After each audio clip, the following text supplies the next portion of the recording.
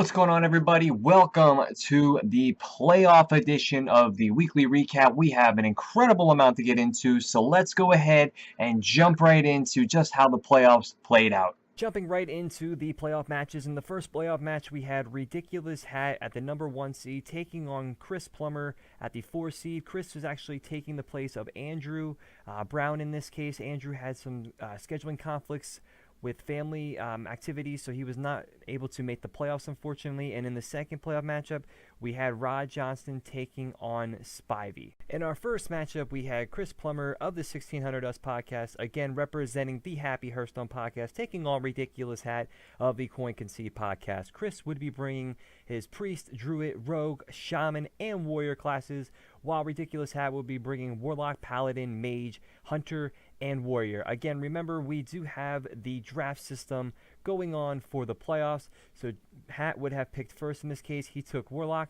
and it went back and forth until the last class to be played was Warrior. In game 1, Hat would jump out to an early lead, taking the win with his Hunter over Chris's Druid. However, in game 2, Chris was able to rebound, taking game 2 with his Druid over Hat's Warrior.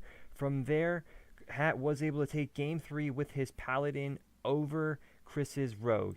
And then in game 4, we actually had another win by Hat, taking the game with his Mage over Chris's Rogue. In game 5, we had Hat taking another victory, going up 4-1 in this case with his Warrior against Chris's Shaman. And finally, Hat was able to finish off the match, winning it 5-1 in the best of 9 with his Warlock over Chris's Priest. Our second semifinal match of the night included Spiver of the 1600 Us podcast taking on Rod Johnston of the Tier 5 podcast. Spiver would be bringing Priest, Mage, Druid, Shaman, and Warrior, while Rod opted to go with Warlock, Paladin, Hunter, Rogue, and Warrior. Jumping right into the matches, we see here that Spivey was able to take game 1 with his Druid over Rod's Warrior. From there, Rod would rebound, taking game 2 with his Hunter over Spivey's Shaman. In game 3, Spivey would answer, taking the game with his Mage over Rod's Rogue. But however, Rod would not be denied, as he was able to take game 4 with his Rogue over Spivey's Warrior, tying things up at 2-2. From there, Rod would take game 5 with his Paladin over Spivey's Warrior. However, Spivey would respawn once more with his Priest over Rod's Warrior, tying things up at 3-3. Going into game 7, Spivey was able to take the game with his Shaman over Rod's Warrior, and in the decisive game 8, Spivey was once again victorious, taking the game and the match with his Warrior over Rod's Warlock. This is it. This is what all these players have been playing for all season long.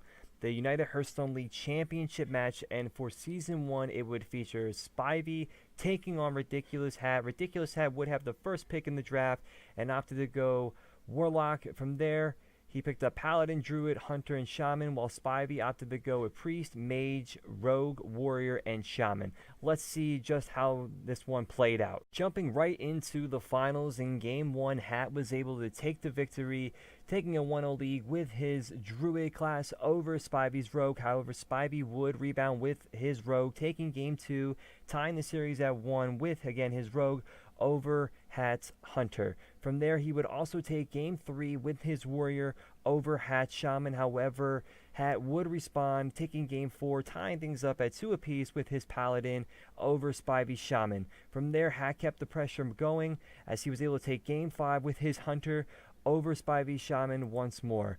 And in game 6, Spivey would finally get a win with his Shaman in the Shaman mirror, taking the game and tying things up at 3 apiece. Going to game 7, Spivey took the game with his Mage over Hat's Warlock. However, Hat would respond with a victory with his Warlock, tying things up at 4 apiece, again getting the win over Spivey's Priest and taking us to a decisive and final Game 9. It was an incredible thing to witness live. If you haven't, go check out the VOD. But in the end, Hat was able to come away with a huge win with his Shaman over Spivey's Priest to take the championship match. And it's something that I will not soon forget. We're going to forego all of the statistics for this weekly recap. However, they are available on the league site if you are interested. And instead, I'm going to focus on the players that made the playoffs. So congratulations to Ridiculous Hat, to Spivey, to Rod Johnston, and to Andrew Brown, and on his behalf, Chris Plummer. And again, congratulations to Ridiculous Hat for bringing home the first ever United Hearthstone League title.